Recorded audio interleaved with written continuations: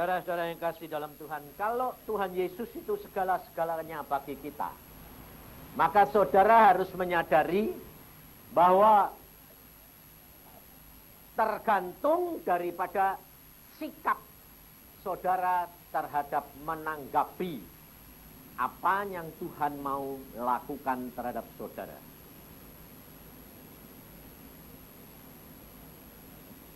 Kita akan belajar pada sore hari ini, saudara, dari dua orang. Sebab setiap orang mempunyai jatah. Setiap orang mempunyai bagian sendiri.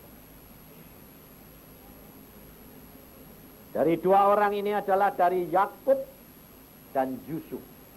Dari ayah dan anak.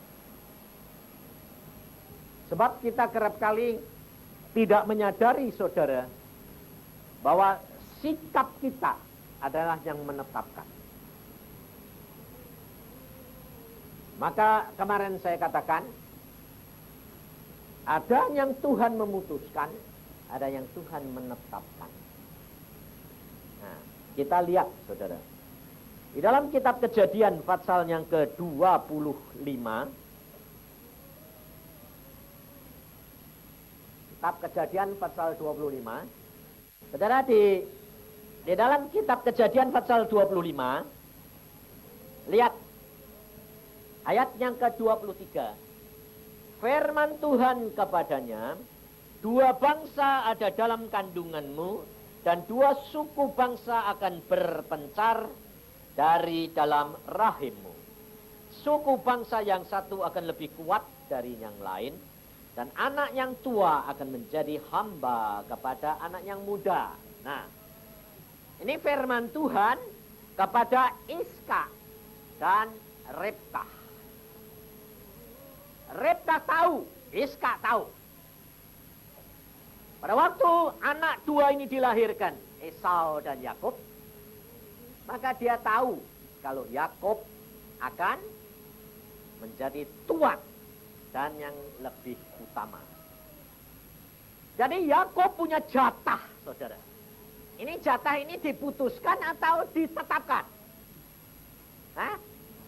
Ditetapkan oleh Tuhan. Nah, maka dari itu saudara harus belajar benar-benar. Sebab apa? Sebab Tuhan berkata kepada saya, tidak banyak anak-anakku yang dapat menggenapi jatahnya. Jadi mendapatkan hak itu sudah ada, tapi tidak dapat menerima. Nah, jatah itu sebetulnya jatah di mana? Di dunia atau di surga? Nah, dua-dua kok kamu. Kamu nanti kalau jatah di surga toh, nanti ada pendeta atau hamba Tuhan atau orang-orang bilang gini, miskin di dunia tidak apa-apa, angsal kaya di surga. Mana ada? Wong di dunia aja miskin, mana bisa di surga kaya? Tidak bisa, saudara. Kenapa? Apa yang kamu ikat di dunia terikat di surga. Tapi jangan dibalik loh. Kalau aku kaya di dunia, kaya di surga, mana ada? Tidak ada. Kemarin kan saya katakan, Tuhan itu orang enggak anak Tuhan kok berkati begitu sih Tuhan. Tuhan berkata apa? Kamu tuh harus mengerti, kasihan dia. Kenapa? Dia tidak dapat bagian surga, jadi tak kasih dari dunia toh. Jadi tidak boleh dibalik loh, saudara. Tetapi kalau engkau menyenangkan hatinya Tuhan punya jatah di surga, gede, sebetulnya di dunia gede enggak? Hah? Gede, saudara. Kenapa? Kalau kamu punya jatah di surga besar, di dunia harusnya besar. Sebab Alkitab berkata, Tuhan Yesus sendiri, cari dulu kerajaan surga serta kebenarannya, maka semuanya akan ditambahkan. Loh, yang ditambahkannya di dunia atau di surga? Dunia. Jadi yang di dunia ini mengikuti yang di surga. Tapi saudara sementara ini carinya kerajaan surga atau tambahan ini?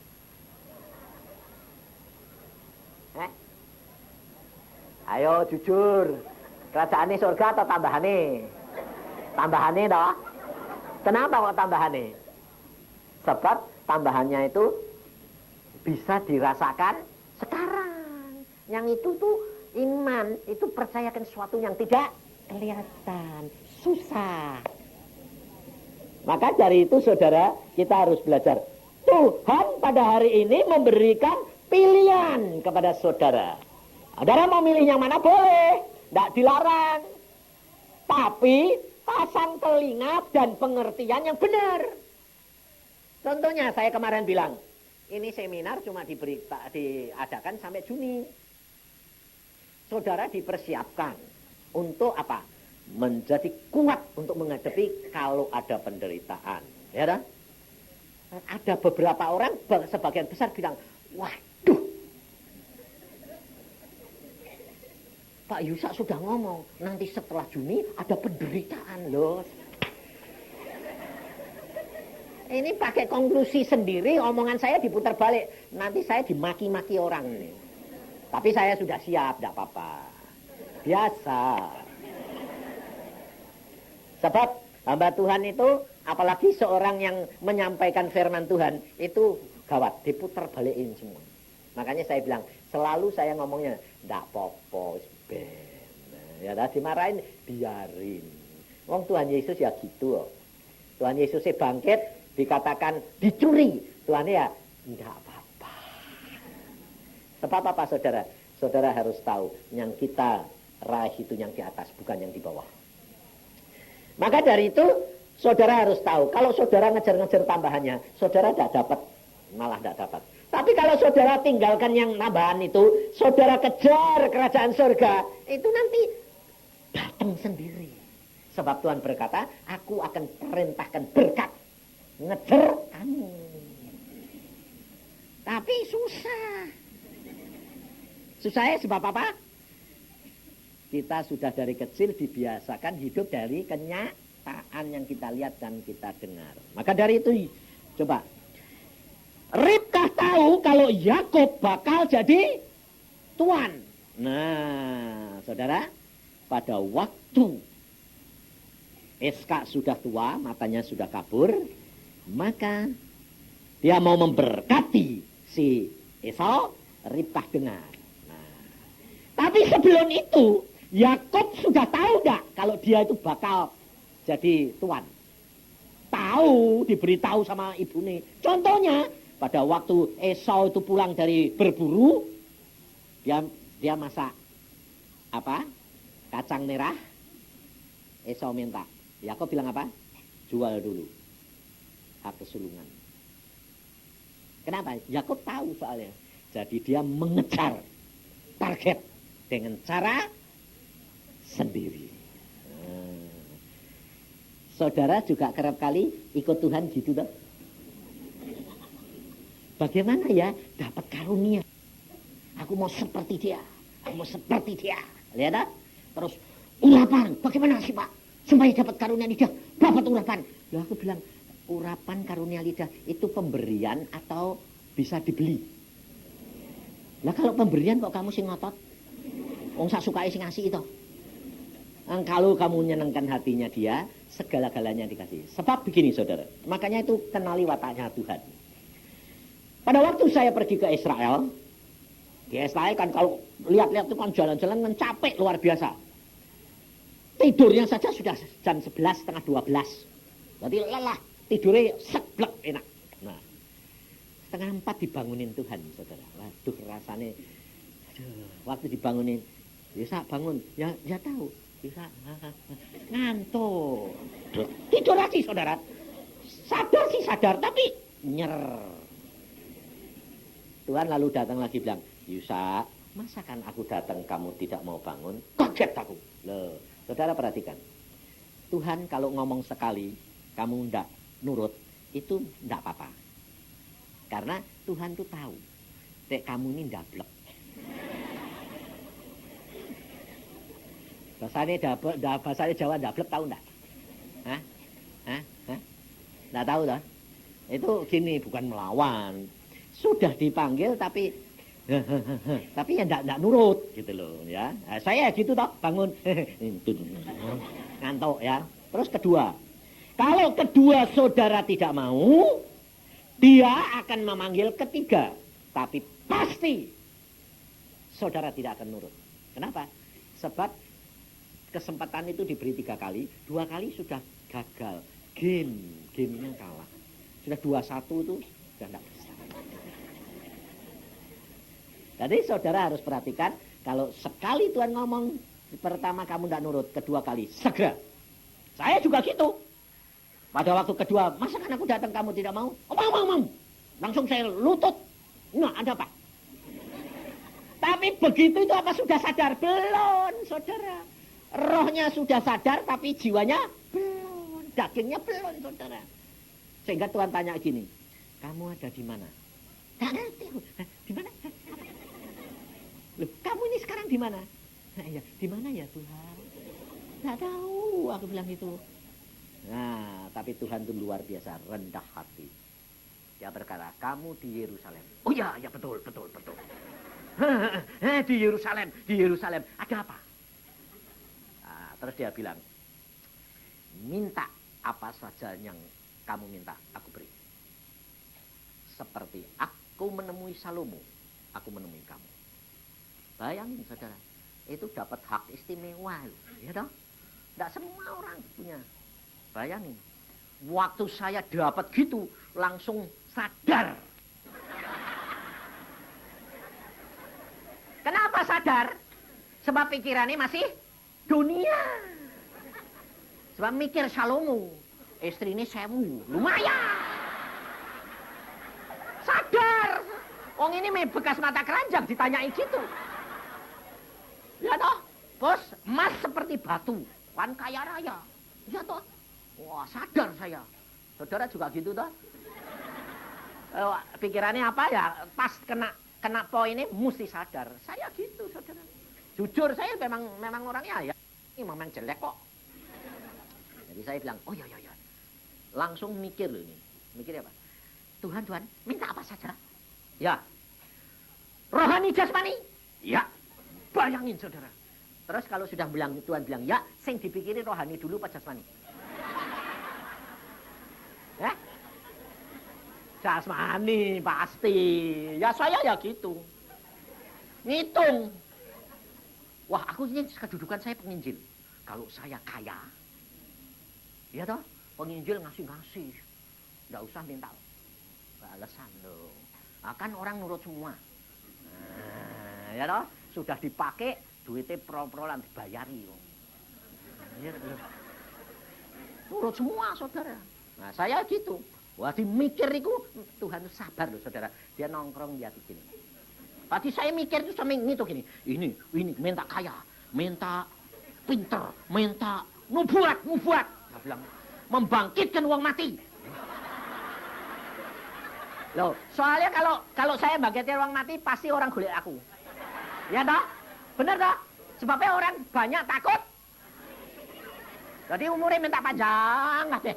Nah, sekarang saya ini malah dijuluki bukan pembangkit, pencabut nyawa.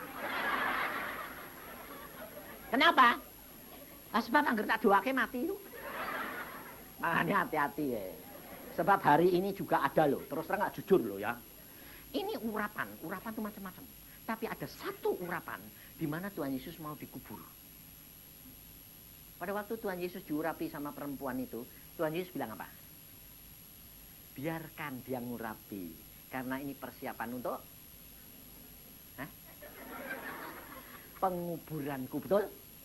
Nah, makanya itu nanti yang takut jangan minta urapan.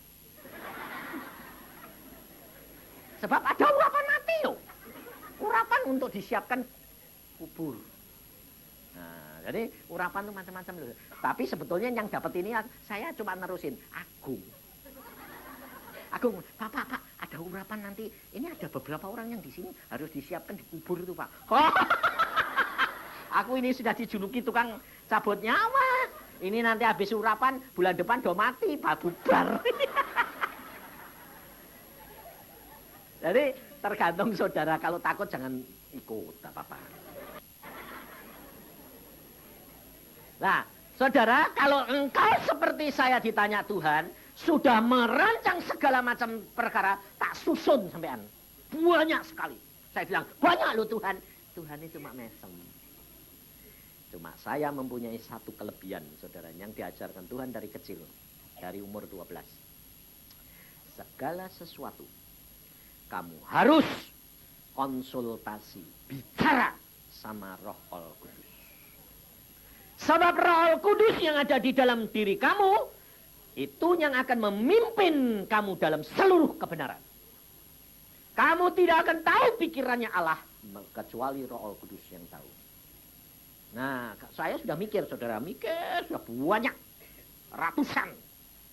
Mau tak sodorke, tanya dulu sama Roh Kudus. Tuhan Roh Kudus, aku sudah minta ini semua loh Tuhan. Ini Tuhan Yesus tanya, ini Roh Kudus, ini tak sodorke ya. Setelah aku mikir jam-jaman, segitu banyaknya, tak tanya ke Roh Kudus. Tuhan Roh Kudus bilang apa? Tanya, yang punya semua yang kamu mau minta itu siapa? Tuhan Yesus. Lah iya. Lah kok kamu minta segala macam tetek bengek itu buat apa?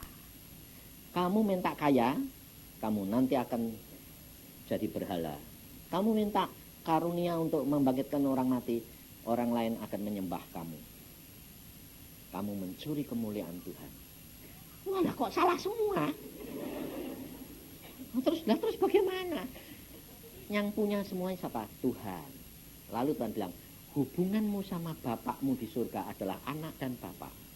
Kalau kamu menyenangkan hatinya bapak, tidak usah minta.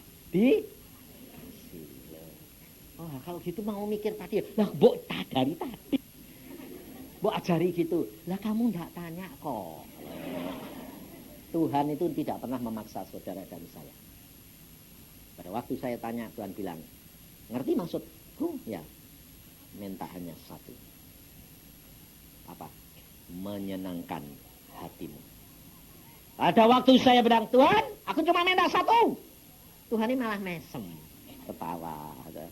Loh, kok ketawa? Wis dah tahu ya. Aku bilang gitu. Sudah. Tapi kamu harus ucapkan dengan mulutmu supaya kamu diselamatkan dan dibenarkan. Oke? Aku cuma minta satu Tuhan. Apa? Menyenangkan hatimu setiap saat.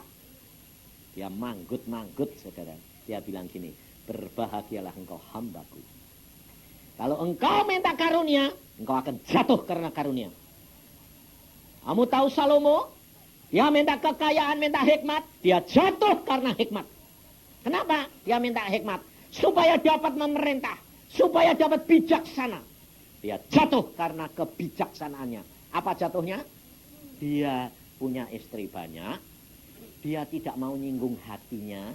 Dia nyembah Baal. Ya wes tak bikin ke Baal. Supaya tidak nyinggung hati ini. Bijaksana enggak? Itu kebijaksanaan manusia. Melawan Allah. Tapi supaya menyenangkan hati manusia. Saudara tahu? Kaget aku. Oh jadi salah Tuhan. Salah. Tapi kalau kau minta menyenangkan hatiku setiap saat, tidak akan kamu jatuh. Kenapa? Aku tidak suka kamu berbuat dosa. Oh, untung. Maka dari itu saudara, pusat segala-segalanya ini adalah Roh Kudus. Karena masa akhir zaman adalah masa di mana Roh Kudus yang berperan. Pada waktu perjanjian lama Bapa, pada waktu perjanjian baru Yesus, pada waktu akhir zaman adalah Roh Kudus. Tiga itu satu, tidak bisa dipisah-pisah. Tidak ada yang lebih tinggi, tidak ada yang lebih besar. Karena tiga itu satu. Karena semua tertuju kepada Bapa. Nah, Yakub, dia mau mengejar akan target ini dengan cara sendiri. Dia curi kemuliaan. Hak kesulungan daripada Esau. Sampai dia menipu, meskipun ibunya berkata, biar kutuknya kena aku. Tapi tetap Yakub bayar. Dia ketakutan, dia lari ke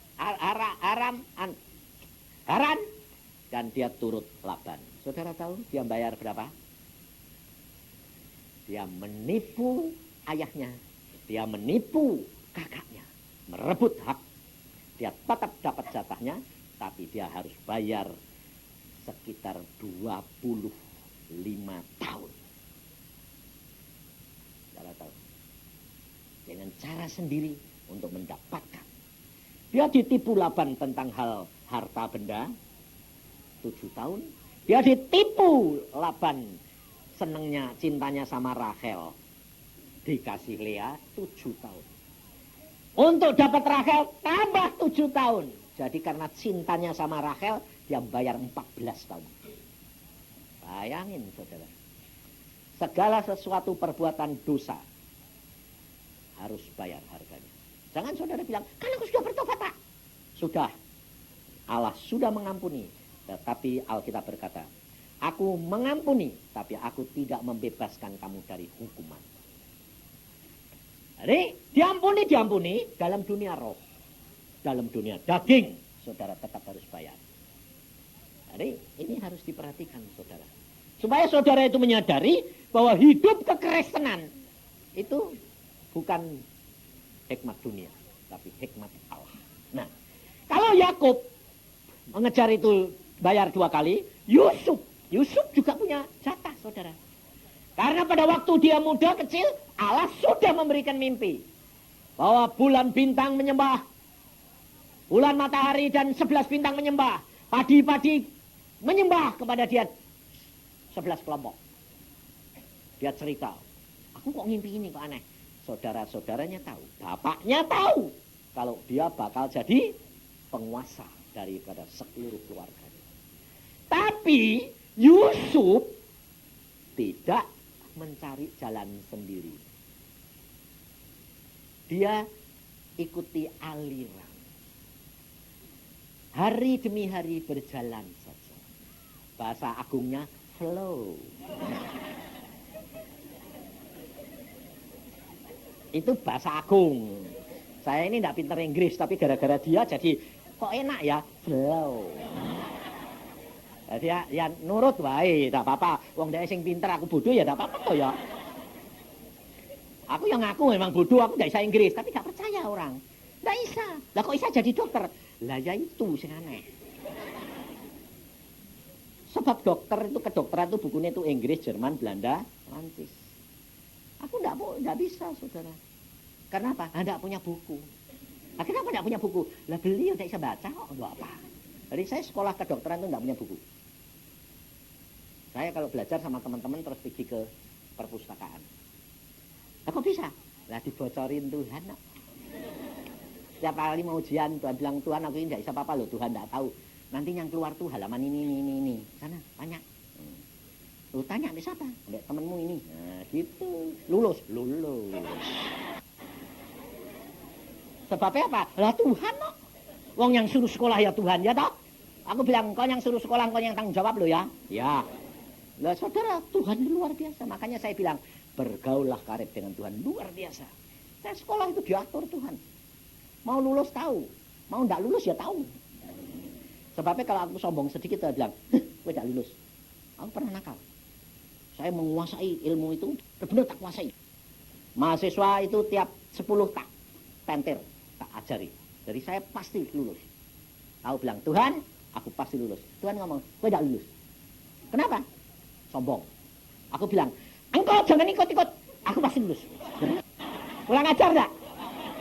Bayangin loh saudara, saya begitu. Karena memang dulunya tidak ngerti. Jadi Tuhan tuh bijaksana, jadi jangan usah khawatir. Asal engkau tidak ikut-ikut. Dia bilang, bagaimana aku tidak ikut? Wong hidupmu milikku. Nah ya pokoknya asal engkau tidak ikut-ikut, aku pasti lulus. Dia bilang, gak bisa. Aku bilang, kamu tidak lulus. Ya jangan gitu dong Tuhan. Sudah saya mulai ngalah. Tuhan jangan, nah kamu tetap tidak lulus. Sebab kamu sombong. Aduh mateng. Jadi saya maju sana saudara. Waktu dosen tanya, tes, ngerti saudara. Oh itu di halaman segini, nomor segini, jawabannya gini. Tek. Tapi waktu mau jawab, lidahnya kaku. Dia keluar. Lalu dosennya bilang gini, katanya bisa. Loh, ngerti aku bilang. Aku ngerti prof. Hebat jawab. Gak bisa keluar, saudara. Aku bilang, nangis aku.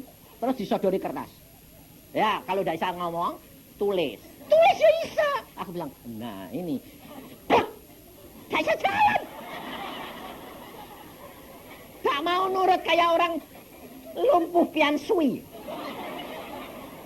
Aku bilang, tahu saya. Tuhan, aku bawa permalu kayak gini lah. 10 pertanyaan, tidak ada satu yang bisa ditulis dari Isa, ngomong dari Isa. Padahal ngerti. Jadi keluar itu 0. Saya keluar, teman bilang gini, lulus, pasti lulus dong gue. 0 kok. Lu kenapa? Tanyaannya 10, aku ngerti semua. Tapi, nggak bisa tulis, nggak bisa ngomong. Lu kok bisa gitu? Iya itu. Wong tuanku ini marah, jengkel sama saya, sombong. Saya itu kalau diajar dengan Tuhan itu secara nyata. Saudara, maka dari itu saudara tahu, aku tahu dan mengenal dia benar-benar bahwa Allahku itu Allah yang luar biasa. Memegang hidupmu dan saudara tidak punya hak apa-apa. Maka dari itu si Yusuf jalan saja. Lalu saudara-saudaranya benci, dia dijual. Lalu bapaknya ditipu, anaknya. Yakob menipu bapaknya. Sekarang dia ditipu anaknya. Nah, bayar loh, bayar saudara. Ditipu. Yusuf jalan saja. Jadi budak. Oke, saudara. Alkitab loh yang ngomong, bukan saya. Di dalam dia dijual, di dalam dia jadi budak. Alkitab berkata apa? Tetapi Tuhan menyertai Yusuf. Kalau disertai Tuhan, itu harus berhasil semua enggak? Hah? Belum tentu. Berhasil akhirnya, tapi sementara di jalan seolah-olah gagal. Diangkat, dijanjikan jadi raja, jalanannya kemana? Ke penjara. Saudara, zaman sekarang sama zaman dulu beda. Kalau zaman dulu orang sudah dijadikan budak, dimasukkan penjara, seumur hidup sampai mati tidak bisa dikeluarkan. Dan ini malah menuju kepada jalan buntu Tuhan. Sebabnya apa? Memang Tuhan tuh suka gitu, bikin ketegangan. Jadi kalau saudara ke sana, mau mencapai ke sana, saudara harus turun. Makanya saya bilang, saya diajarin. Engkau dan saya dipilih oleh Tuhan menjadi anak, angkat. Habis itu saudara akan dididik oleh Tuhan menjadi seorang pelayan. Habis pelayan, lulus, engkau akan dididik oleh Tuhan menjadi seorang hamba. Hakmu mulai dipretelin. Lulus, engkau akan dijadikan budak belian. Seluruh hakmu diambil. Makanya ayatnya yang saya katakan, kamu harus ngomong sama jiwamu seperti Tuhan Yesus katakan. Aku adalah hamba yang tidak berguna. Aku hanya melakukan apa yang harus aku lakukan. Hamba yang tidak berguna adalah budak belian. Nanti kalau engkau sudah menjadi hamba dan budak belian, engkau serahkan segala-galanya kepada dia, baru Tuhan Yesus berkata apa? Engkau sahabat. Diangkat naik tinggi-tinggi. Diberitahukan. Kalau hamba tidak dikasih tahu, tapi kalau sahabat diberitahu. Saya alami saudara, setiap tahap saya tahu. Waktu saya jadi pelayan Tuhan bilang, kamu belum apa-apa nak. Ya, setelah jadi hamba, kamu belum apa-apa nak. Terus dididik sampai habis. Habis itu baru Tuhan bilang, sekarang engkau adalah sahabat. Apa buktinya Tuhan? Hamba tidak tahu apa-apa, tapi sahabat diberitahukan. Tapi hati-hati, kalau engkau sudah diberitahukan oleh Tuhan, hati-hati, jangan mengambil kedudukan dan kemuliaan Tuhan. Dengan cara apa? Oh gampang, oh itu gitu gampang, hati-hati. Saya ngalami saudara, saya punya karunia dari Tuhan apa? Marifat. Dari kecil diberikan, waktu saya memimpin sekolah minggu. Setiap anak sekolah minggu tanya, langsung di sini tuh tahu semua. Ayatnya, jawabannya, hati orang tahu. Satu saat guru sekolah minggu tanya, kakak, kalau saya ditanya murid kayak gini itu bagaimana jawabnya ya? Dia tidak punya karunia marifat. Saya bilang apa? Gampang itu, mosok gitu jada Isa. Saya cuma ngomong sama guru sekolah minggu yang saya bimbing loh saudara. Itu gampang, mosok gitu. Saya ngomong begitu, langsung Tuhan ngomong sama saya. Kamu sombong. Itu bukan milik kamu, tapi milikku. Mulai hari ini aku cabut. Dicabut lagi saudara. hilang. Sejak hari itu, saya kalau orang tanya, tidak bisa jawab. Nah, memang saya yang bodoh, memang bodoh kok. Yang pintar itu sebetulnya Tuhan, bukan saya. Tapi saya tidak sadar kalau itu milik Tuhan. Dicabut, saudara. Dan saya menerima, saya nangis. Apa terjadi? Tuhan bilang, kamu bayar harganya. Berapa lama? 10 tahun. Baru marifat itu dikasih kembali. Harganya yang saudara dan saya harus bayar. Sebab jatah itu diberikan, segala sesuatu sudah ada pembayarannya. Yusuf membayar 13 tahun.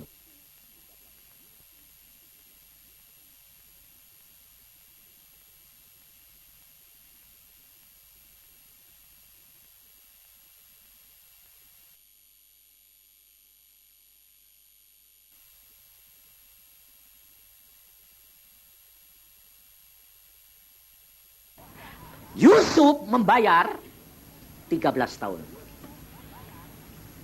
Dia jadi raja. Yakub membayar 25 tahun. Jadi kira-kira 2 kali dah. Nah, sekarang saya tanya, saudara kepengen flow atau saudara kepengen cari jalan cepat-cepat? Nah, karena sudah ngerti dah. Mau dah? Tapi kalau mengikuti aliran roh, kerja roh, enak apa enggak? Enggak enak. Nah, enggak. Jadi saudara ini nanti menghadapi Indonesia ini tahun 99, enak apa enggak? Enggak enak, saudara. Jadi jangan kaget. Kalau enggak enak lalu bilang gini, "Lu kok gini?" Lah itu namanya enggak mengikuti aliran tapi menentang arus. Kamu akan hanyut. Kamu akan digiles. Tapi kalau kamu ikut, meskipun kelihatannya hanyut, Tuhan itu sudah tahu. Ada nanti jaring-jaring khusus yang menahan kamu. Mengangkat kamu. Melepaskan kamu. Biarin. Kok Tuhan bertanggung jawab. Dia berhak lakukan segala perkara. Paling-paling mentok-mentoki. Mati. Loh ya toh? Loh mentok-mentoknya mati toh? Teh mati tetap masuk surga lah, ya apa sing disusai. Jadi makanya itu santai aja. Ini hidup kekristenan, saudara. Supaya saudara dan saya itu tahu bagian mana yang aku harus lakukan. Nah, tidak usah terlalu banyak dipikirin. Lu kok begini kak? Mengapa begini? Mengapa? Tidak bakal tahu dah. Makanya saya bilang jangan keminter, jangan pinter-pinter. Orang pinter susah masuk surga. Ikuti saja baca firman, jalani tiap hari, lakukan pekerjaanmu ya kerja. Lakukan saja. Tidak usah takut. Isu itu sebetulnya sudah yang kejadian pada yang enggak. Belum terjadi. Atau mungkin tidak terjadi. Tapi itu yang justru paling ditakuti. Saya sekarang tanya kamu. Tuhan suka bikin isu enggak? Ayo kita tanya. Enggak. Enggak. Karena kamu enggak baca Alkitab. Tuhan itu setan itu suka niru Tuhan. Makanya setan itu suka bikin isu menjatuhkan anak-anak Tuhan. Tapi kalau Tuhan bikin isu, itu demi kepentingan anak-anak Tuhan.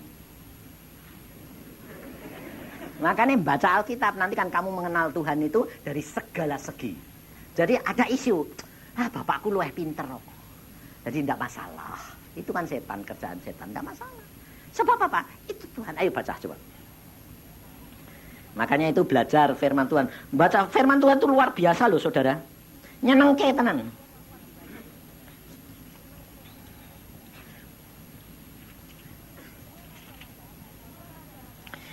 Dua Raja-Raja pasal 7.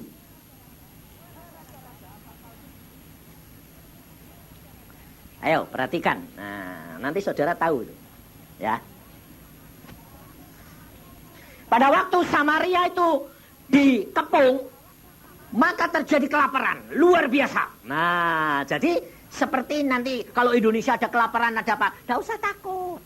Itu sudah tertulis di dalam Alkitab. Nggak sampai kayak gitu dah. Indonesia subur. Kamu punya tanah, nanam pohon, apa tuh, ketela, langsung bisa makan, tidak usah khawatir. Perhatiin, waktu itu dikepung, raja menyalahkan Elisa. Elisa disalahin, tetapi Tuhan berfirman melalui Elisa. Pasal 7. Lalu berkatalah Elisa, dengarlah firman Tuhan, beginilah firman Tuhan. Besok, kira-kira waktu ini, sesukat tepung yang terbaik akan berharga sesikal, dan 2 sukat jelai akan berharga sesikal di pintu gerbang Samaria. Tetapi perwira yang menjadi ajudan raja menjawab, abdi Allah katanya, sekalipun Tuhan membuat tingkap-tingkap di langit, masakan hal itu mungkin terjadi? Jawab abdi Allah, sesungguhnya engkau akan melihatnya dengan matamu sendiri, tetapi tidak akan makan apa-apa daripadanya. Loh. Sebab apa? Panglima ini bilang tidak mungkin, betul? Tapi Elisa berkata, itu firman, mesti jadi. Kamu lihat, tapi kamu tidak menikmati. Nah, kenyataannya nanti toh, betul lah, jadi toh. Nah, jadinya kenapa? Tuhan itu luar biasa. Baca ayat 5. Lalu pada waktu senja, bangkitlah mereka masuk ke tempat perkemahan orang Aram. Tetapi ketika mereka sampai ke pinggir tempat perkemahan orang Aram itu, tampaklah tidak ada orang di sana. Sebab, ayat 6 perhatiin. Sebab Tuhan telah membuat tentara Aram itu mendengar bunyi kereta, bunyi kuda, bunyi tentara yang besar, sehingga berkatalah seorang kepada yang lain, sesungguhnya Raja Israel mengupah raja-raja orang Het, raja-raja orang Israel melawan kita supaya mereka menyerang kita. Karena itu bangkitlah mereka lalu melarikan diri. Sebab Tuhan membuat apa? Isu. Sebab Tuhan membuat mereka mendengar bunyi tentara, bunyi kereta. Tapi ada sungguh-sungguh kereta ini enggak? Ada. Apa itu? Mereka kabur semua, padahal tidak ada yang ngejar. Nah, padahal mereka lari, mereka sebetulnya bisa nengok enggak? Nengok, tidak ada. Tapi karena dengar, lari terus. Tidak sempat nengok. Persis kamu toh. Dengar isu, ketakutan, lari dewek.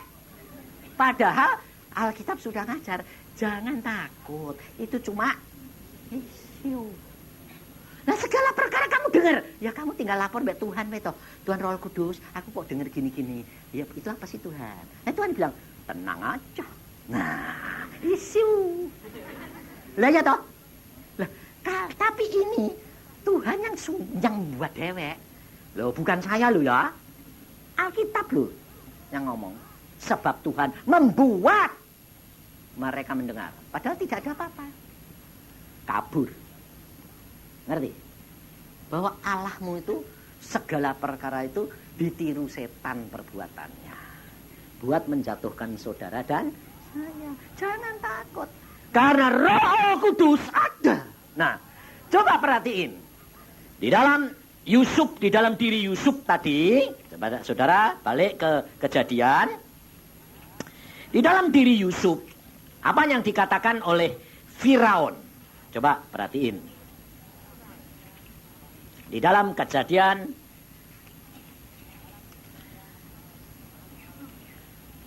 pasal yang ke-41, ayat yang ke-38. Lalu berkatalah Firaun kepada para pegawainya, mungkinkah kita mendapat orang seperti ini? Seorang yang penuh dengan roh Allah.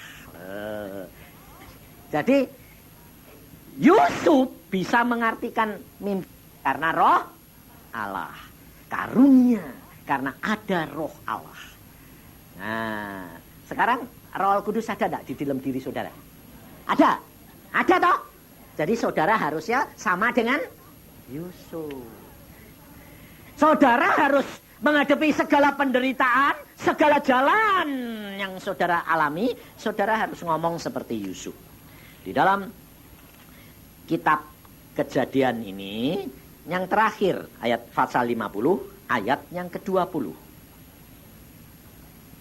Ini saudara, Kejadian pasal yang 50, ayat yang ke-20.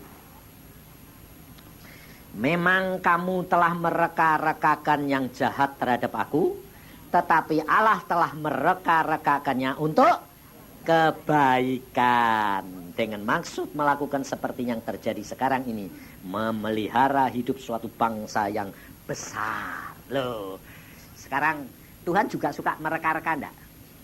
Nah, ngereka-ngereka itu apa?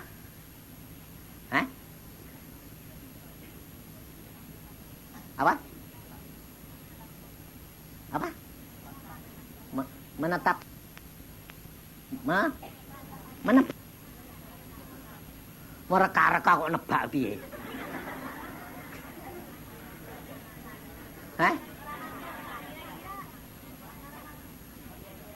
Mengira-ngira. Merancang.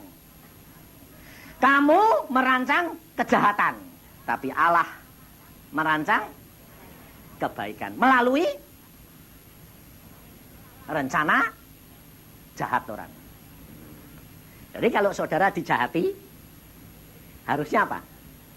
Bersyukur, karena kamu ngomong, oh dia ngereka-ngereka yang jahat buat saya, tapi Tuhan akan merekam yang baik. Kutuk dijadikan berkat. Tapi saudara enggak gitu. Saudara kalau tahu ada orang ngereka-ngereka jahat, saudara bilang apa? Lalu tengking aja. Iyalah. Sekarang kalau itu seandainya Yusuf nengking,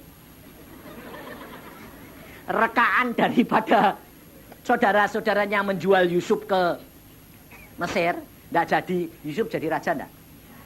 Enggak jadi. Ngerti saudara? Demikian juga saudara kalau ngalami apa? Oh setan itu yang jahat. Loh, setan itu memang selalu mereka-reka yang jahat. Tapi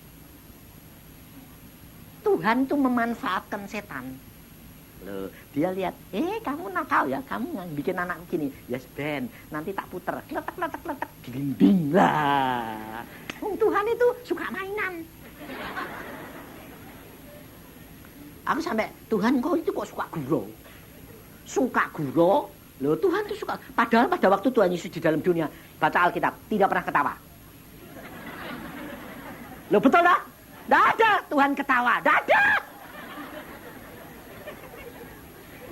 Seluruh, jadi selama Tuhan Yesus itu ditulis, pelayanan 3,5 tahun itu, tidak pernah ada tulis, Yesus ketawa. Ada, baca cari ono, tidak ada. Yesus bersukacita dalam roh ada, tapi enggak. Malah nangis ada. Tapi saudara tahu sekarang Tuhan Yesus di sana ketawa. Kalau ketawa itu suaranya ngerti weh. Sak surga denger kabeh. Dengar semua. Kalau ketawa itu suaranya keras. Wah, aku bilang, loh. Semua turut ketawa. Lah kan, oh, gitu Tuhan. Iya. Di sini sukacita. Waduh, luar biasa, betul. Loh. Jadi, saudara enggak usah susah-susah di sana. Istri saya bilang gini, oh, di surga itu kebunku gede. Buah-buahan ada, bunga-bunga macam-macam ada, semua ada. Aku punya rumah. Sampai pada waktu itu dia pertama kali pergi ke sana dibawa, sebab dia bilang, aku boleh enggak ya minta lihat rumahku? Boleh, minta dia. Tunjui. Dia tunjui malah enggak ngerti.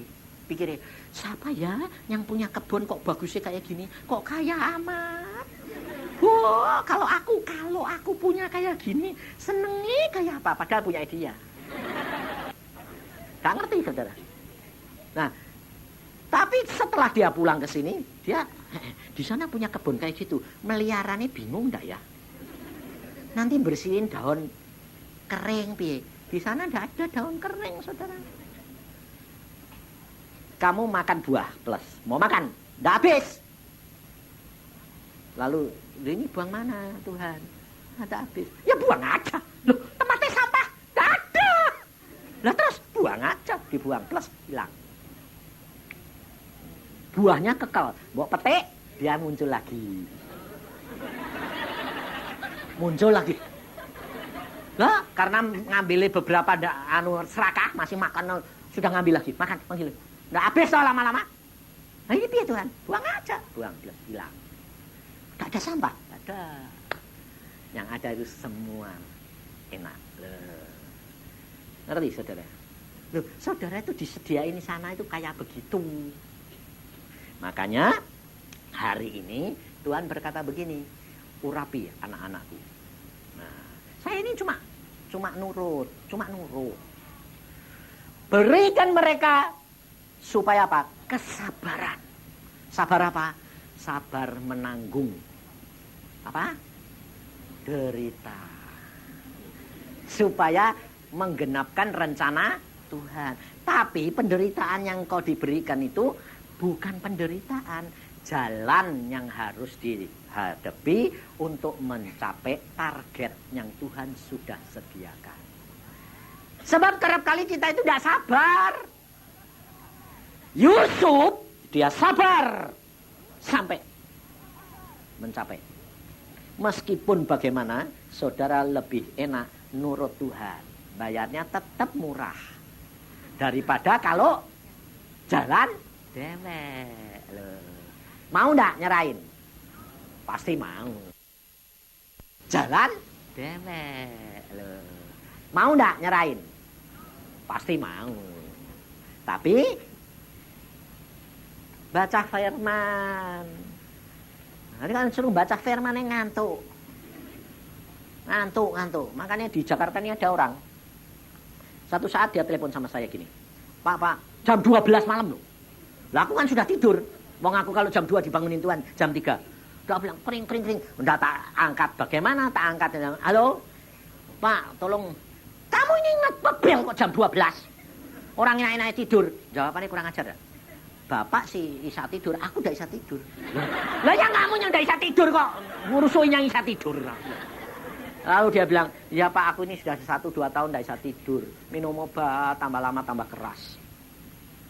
Tolong dong Pak, bagaimana jalan keluarnya? Lah aku ini kan orangnya tidak mau mikir. Aku cuma tanya, Tuhan ini ada orangan ini loh. Ini piye sih Tuhan? Aku ngantuk-ngantuk ngomong gitu, Tuhan ini jawabnya bikin saya bukan tidur, tapi bikin saya kaget. Tuhan bilang gini, suruh baca Alkitab. Lah orang kayak tidur kok, suruh baca Alkitab, piye ta Tuhan?